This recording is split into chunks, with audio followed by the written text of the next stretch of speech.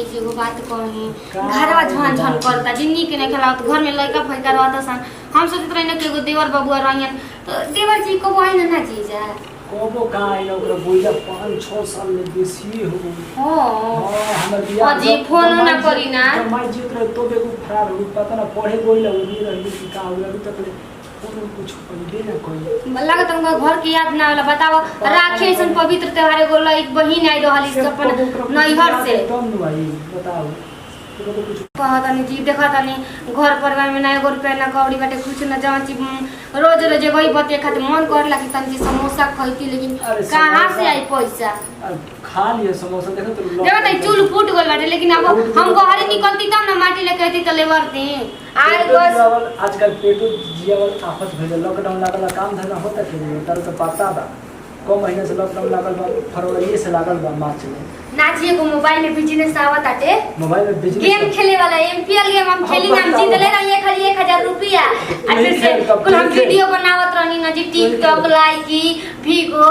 मैं खत्म हो गई ना पैसा बनत रहे हमार वो घरियालू के टिकटॉक में पैसा ले हां टिकटॉक का पैसा सब अपना के नथिया बनावनी भीमेट के पैसा से ना अपना के पाइल बनले नहीं पाइल टूट गई दीदी के कहत रहे इसकी माई देले दिया हमरा से कितना झूठ बोलते तू वीडियो बनावे इस ना हम जानत रहे ना कि वो भूले लागब लेकिन अब जाने नहीं कि वो हमसे प्यार करे नहीं ना बोले नहीं ऐसे बता हम प्यार करी ना बोलबो कर दी तो अब काओ जी तनी हमार वीडियो नेट पर चढ़ी तो काओ जी ई तो देखिए सन ना कि उनका पता या कितना स्मार्ट लागेले हमर मेहरानी बड़ा सुंदर लगले हमरो कहिए सन कुछ अजी लेकिन उनकर इंसान क्यों मने बुझात नहीं है कि बताओ माई बाबू के तेज देना 5-6 साल हो गए कोई फोटो नहीं खे फोटो एगो छोट पर है सब हथी चुकी तरह है वो आप अच्छी बताइए अगर मान ली सपोर्ट दैट आज हम तक चेंज की नहीं तू कैसे चिन्हबे हम चिन्हब तब मैं के कोला हनी चेंज की ना रुआ हां चेंज में ओकर छोटी ही चुक रहा तो चुक मन के ना कहला बावना टाइप के ओही तरी रहे अब पता बढ़ल रही का भइल हमरा अब चेहरा आप चिन्ह जाए चेहरा से तो चिन्ह बाकी दाढ़ी में जमन तो कैसे चिन्ह ले ओकर दाढ़ी में दुला जम रहे कहीं कहीं भगवान के भरोसे कहीं भूलो मत हो जो हो दाढ़ी कौन माने कि दाढ़ी मोछ ना आवेला अच्छा हां जी बड़ा निक ने के लागत हो जाना के बिना हम सोचत नहीं एगो देवर रहत एगो देवरा रहत काम करत करत हमर हाथ खिया जाता मसाला पीसत पीसत मोय हमर हाथ खिया हो जी उ रहती तब हम आराम करती सास लेके गोड़ दबती तेल लगैती करना मतलब बीमार पड़ जाई ना तो उ रहुओ खाना ना बनावेला ओई दिन बस दवाई खा के रह चुपचाप घर में माने को कर अभी बियाह शादी होके के ठिकाना पता ना वो घरी हती चुकी तरह पढ़े गुरे पाट माने को बात करनी की रहत त आज के डेट में उनको शादी हो हां ये कहत तो ठीक कहली देखिए तो जी के तो दरवाजा खटखटावत कैसे ना का घर का बाड़ी जैसे लग रहा है ए चुप मकवाड़ी घर सोना के घर हां ये भी सोना के घर है हां सोना के घर चलो बिया के जानत नहीं खो भैया हमरा का कांता कहां बड़ो हम कौन ए बड़ा दिन बिया अरे बड़ा थे अरे ए बच्चे तो नहीं पलू रख ल जब इन घर नहीं हम पलू नहीं अरे बौरा आते तू बियाह हो कर ले से ऐसे ठीक है ए भैया हम का करी हां के ऊपर उठा ले कैली सिगड़ी बिगड़ी झाड़ वाली अरे ई बड़ घर के के हजी ये समय की काहे के खोजे जब दीदी के लड़की से हम शादी करा दे हमारे ना बोलत रहते तो 5-6 साल बिया मत आओ मैंने किया चल पानी पी पहले तो बोर घर के लड़की है तो छोड़ घर में कैसे बियाह कर ले इसने पूछे अरे पढ़त रही को प्यार होइए जाला त करबा वाह हां का को तो हमर समझ में नहीं क्या आवत बोले कि बोलिए क्या बोल रहे हैं हां क्या बोल रहे हैं बोलिए का को होता है कुछ आ साबुन ना खा ले हमनी के घर में साबुन ना खा ली जा अरे साबुन खाने के लिए नहीं बोल रहे हैं अरे है का ना चूल्हे खातिर पूछते बाल भूज के खाए के मन करता अरे बोल रहे क्या बोल रहे हैं बोलिए ना बुलाए ना अच्छा हेने जा है ना ओने से हां चलो चलो कोई सुन तो का कहि रे दा अजी अइहे निगो होते को सुता है शादी कोला हुआ जी ई कोती को हो गेलो तिए को तो रहा है चले भाग रहे जब और तिए को रहे और तिए को होइए गोई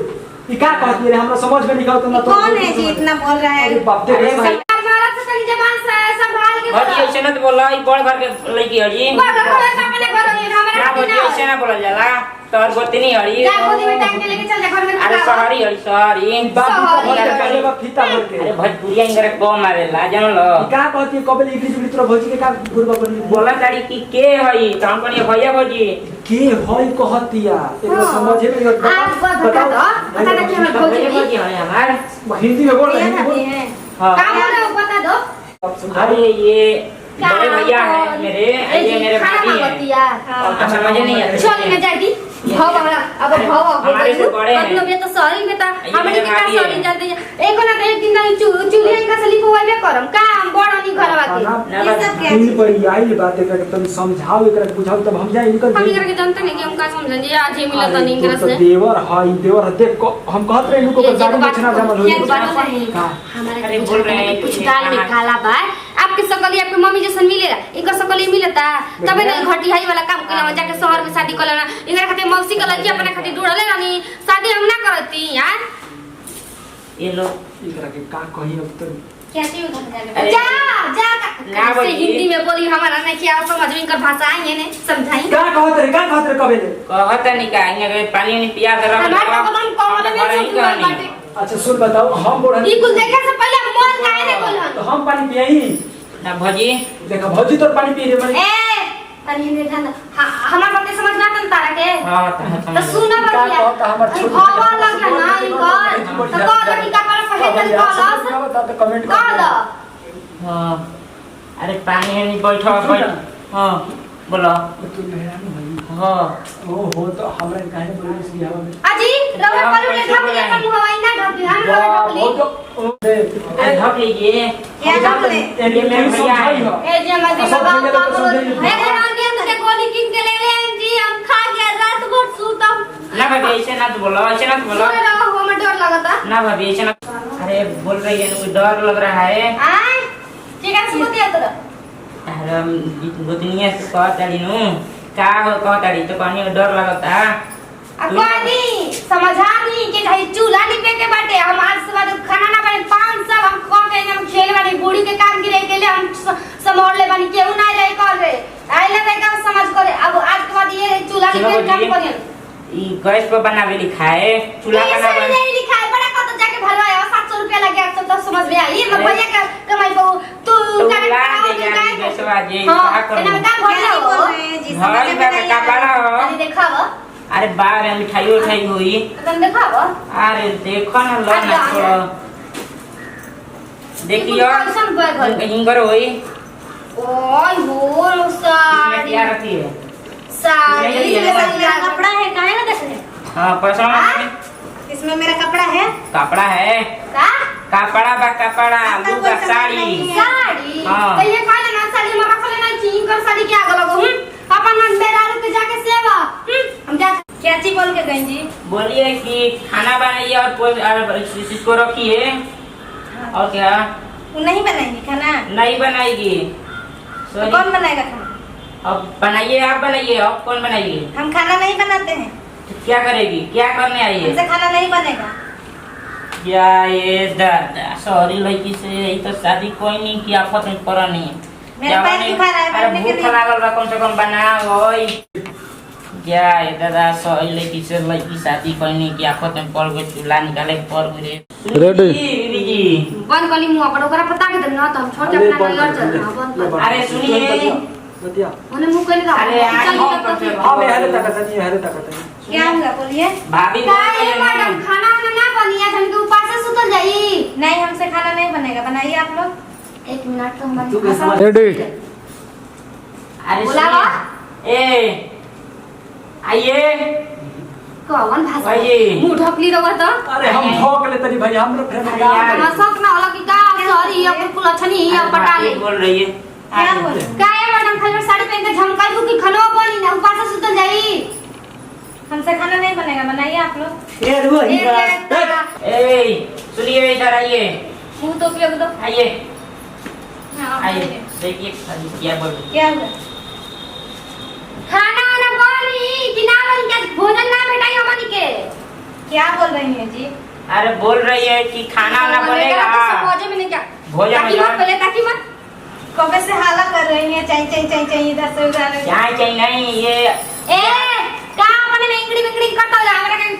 टाइम से 6 बजे से हमके भोजन के सुबह आ चाय ना बनी ओकरे से लत लागल है ना तो जाके बड़ी पी लियो 5 रुपए लागी की लियो आ पी लियो हमनी के पैसा नहीं के फर ठीक बना आ वो तना हो ना बटवा के घर में अलग अलग रहिया पका के खोइन तब पता चली अन के एक में रह तो करे के पड़ी सुन लिए हमारी बात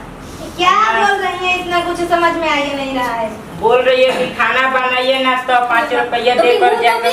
जाइए ले रहेगा पैसा। हम जल्दी उठ के जल्दी में हम खाना नहीं बनाएंगे। तो पेट कैसे दिएगा? हम शहर में जाकर रह लेंगे, हम यहाँ पर खाना बनाने के लिए नहीं है।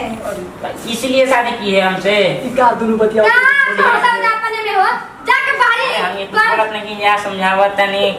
समझाई ना। सॉरी है तो ए जी कम से कम देहाती हो। हमनिया के समझ नहीं जा पाने में लागत है जिंदगी भर हमारे काम करे के पड़ी। तो कर तुरंत करे पर कर बनाओ। हमार भगवान जी लाइफ भी और हम अब नहीं काम कर चाह। अरे हरामी कुदी से पाला पड़ गइल बा ए देवता। थागनी काम करत करत अच्छा ही क्या बोलत रसन हो जे समझावे के पड़ी। आई आई का ठीक है। सोटी सोटी छोटका बा मम्मी हम काम ना करो में गो कैसे कहे हम खाई क्या काम ना कर दे पड़ेगा ना। बोलो इनके बेजन बनाइए खाना। मार ले नहीं, खाना हमसे नहीं बनेगा। 10-20 मिनट में हो। देखो नहीं अरे छीन ले लस्सी खाना हमसे नहीं बनेगा। पैसा समझ में पता बना नहीं बनेगा। हम खाना नहीं अभी बनाएंगे। देखिए बहुत प्यार है। ठीक बा हमनी के अपने में विचार कर रही सब परिवार मिलजुल के रह जाए क्या करे के बा मिल बांट के रह जाए। तू हमारा कपड़ा पहने हम तार कपड़ा पहने हम तार में तू हमरा में खाइयो इनका में लेके खाएंगे।